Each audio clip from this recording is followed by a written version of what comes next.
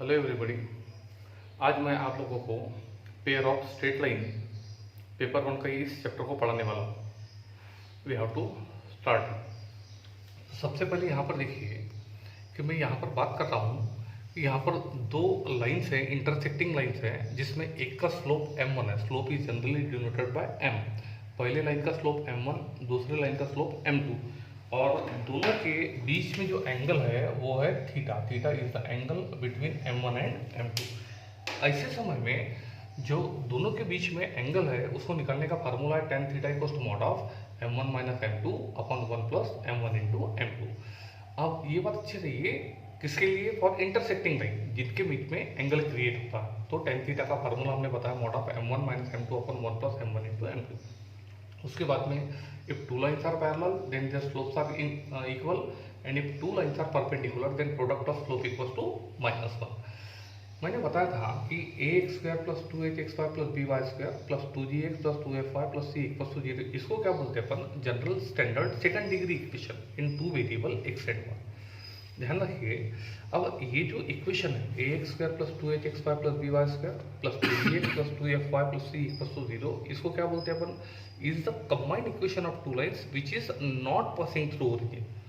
और इसी का एक शॉर्ट इक्वेशन है ax square plus 2hxy plus by square equals to 0 is also the combined equation of two lines which is passing through origin. इसका मतलब क्या हुआ कि इस इक्वेशन में टू लाइन्स है, ठीक है। दोनों लाइन को कंबाइन करने पर ये इक्वेशन क्रिएट होता है और वो दो लाइन ओरिजिन में से पास होती है।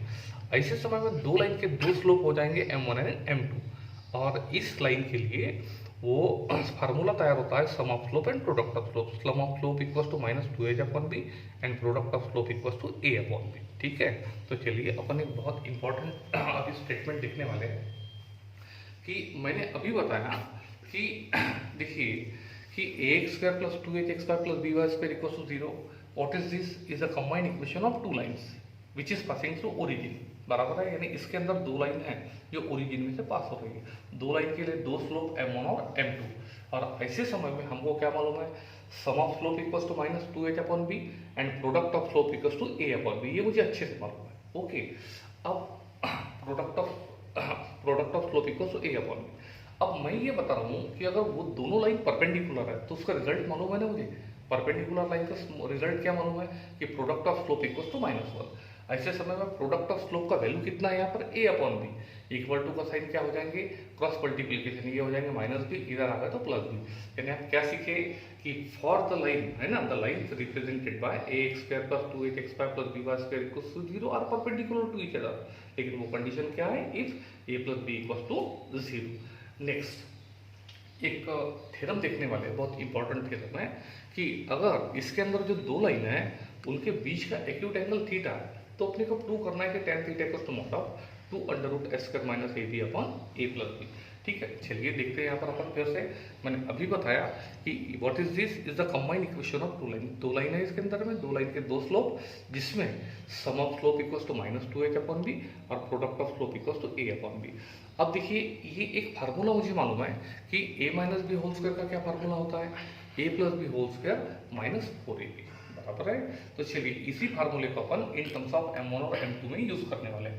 m1 minus m2 whole square equals to m1 plus m2 whole square minus 4 into m1 into m2। Okay, यानी माइनस को प्लस और इंटू में अपन ने कन्वर्ट कर दिया इस फार्मूले में। अब सम ऑफ स्लोप का वैल्यू कितना? -2h अपॉन b, ये होगा स्क्वायर, और -4 प्रोडक्ट ऑफ स्लोप का वैल्यू कितना है? a upon b। ये आंसर कितना आ गया? 4h² upon b square minus 4a upon b। LCM ले ली b स्क्वायर, ये आ गया 4h², इसमें डिवीजन कर दिए b इंटू न्यूमरेटर 4ab। दोनों में से 4 कॉमन कर दिए s² minus ab upon b। अब दोनों तरफ रूट ले लिए, रूट लेने के बाद क्या आएंगे? m1 minus m2 equals to 2 into under root of s² minus ab upon b with plus and minus. ये वैल्यू किसका आ गया? m1 माइनस m2 का। अब सवाल ये है कि m1 माइनस m2 को हमने क्यों निकाला? क्योंकि क्वेश्चन क्या था कि एंगल निकालना है जब स्लोप गिवन है, और जब स्लोप गिवन रहते तो tan थीटा का फार्मूला क्या होता है? Mod of m1 minus m2 upon 1 plus m1 into m2। तो देखिए इसमें कितने दो चीजें हैं, एक डिफरेंस ऑफ स्लोप और एक प्रोडक्ट ऑफ स्लोप। तो प्रोडक्ट ऑफ स्लोप तो ऑलरेडी मालूम था अपने को a अपॉन b, लेकिन डिफरेंस ऑफ स्लोप नहीं मालूम था, इसीलिए ये फार्मूला लगा के अपने डिफरेंस ऑफ स्लोप की वैल्यू निकाली। अब डिफरेंस ऑफ स्लोप की वैल्यू अपन ने यहाँ पर पुट कर दिए, अपन 1 प्लस प्रोडक्ट ऑफ स्लोप की वैल्यू यहाँ पर अपन ने पुट कर दिए। अब क्या देखिए आपने कि मॉड में प्लस का तो प्लस ही रहता, माइनस का भी प्लस हो जाता है, बराबर है। अब कितना हो गया, क्रॉस मल्टीप्लिकेशन करके नीचे का प्रोडक्ट, न्यूमरेटर और डिनोमिनेटर दोनों को b से डिवीजन है, इसलिए b से b कैंसिल हो गए और आंसर आ गया 2 under root S square minus A B upon A plus B is the value of tan theta. अब इसमें एक और इंपॉर्टेंट चीज देखने वाले हैं अपन। क्या इंपॉर्टेंट चीज देखने हैं कि क्या देखे हमने, what is the condition, if a plus b equals to 0 then the lines are perpendicular.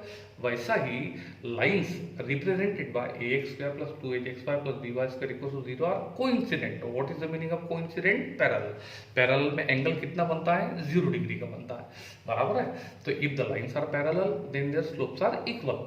तो ये दोनों के स्लोप्स इक्वल हो गए, ठीक है। मैं फिर से एक बार बता रहा हूँ, ये इसके अंदर दो लाइन है, ये इनका कंबाइंड इक्वेशन है, दो लाइन के दो स्लोप पैरेलल होने के कारण इक्वल रहेंगे। प्लस m2 यहाँ पर आ रहेंगे तो माइनस m2, ओके। और अब m1 माइनस m2 का वैल्यू ऑलरेडी निकाल चुके अपन, 2 under root S square minus A B upon B equal to 0। अब यहाँ पर 2 अपॉन बी दिख रहा, इसका रिवर्स क्या होता है, b अपॉन 2 से दोनों तरफ मल्टीप्लाई कर दिए तो आ गए under root of S square minus A B equal to 0। अब दोनों तरफ स्क्वायर कर दिए, S square minus A B equal to 0 and therefore S square equal to A B. तो देखिए lines represented by ax square plus 2hx plus by square equal to 0 are coincident if and only if H square equal to A B. तो yes, अगर इस line के लिए line perpendicular है तो a plus B equal to 0 और lines parallel है तो H square minus A B equal to 0। अपन अब एक्सरसाइज 4.2 को देखने वाले हैं। 4.2 में पहला क्वेश्चन आ रहा है यहाँ पर कि lines represented by 3x square minus 4xy minus 3y square equal to 0 और परपेंडिकुलर टू ईच अदर, ये हमको शो करना है। सबसे पहले मैंने क्या किया, जो इक्वेशन था 3x square minus 4xy minus 3y square equal to 0, इसको जो हमारा स्टैंडर्ड फॉर्म है ax square plus 2hxy plus by square equal to 0, इससे क्या कर दिया, कंपैरिजन कर दिया। Right hand side same, left hand side must be same, इसलिए एक्स स्क्वायर के कोएफिशिएंट इक्वल, एक्स वाई के कोएफिशिएंट इक्वल और वाई स्क्वायर के कोएफिशिएंट इक्वल, इसलिए a इक्वल टू 3 हो गए, 2h इक्वल टू -4 होगा और b का वैल्यू -3 होगा। इसमें h का वैल्यू कितना आ गया, -2। अब हमको कंडीशन किसकी चाहिए, परपेंडिकुलर के लिए, और परपेंडिकुलर में क्या बोलता कि if a plus B equal to 0, इसलिए सबसे पहले a प्लस बी का वैल्यू निकालेंगे। a का वैल्यू कितना है 3 और b का वैल्यू कितना है -3 और इनका एडिशन कितना आ गया 0, यानी a plus B equal to 0। Therefore the lines represented by given equation are perpendicular to each other. Same question है इसके लिए, कोइंसिडेंट के लिए, पैरेलल के लिए। ये क्या है, हमारा गिवन इक्वेशन है, उसको स्टैंडर्ड फॉर्म से क्या कर दिया अपने, कंपेयर कर दिए। कंपेयर करने के बाद a का वैल्यू कितना आ गया 1, 2h का वैल्यू 6, तो h का वैल्यू 3 आ गए और b का वैल्यू 9 आ गए। अब कोइंसिडेंट यानी पैरेलल, और पैरेलल का कंडीशन क्या है कि H square minus A B equal to 0, तो सबसे पहले उसका वैल्यू निकाल के देखेंगे कि 0 आता है या नहीं आता।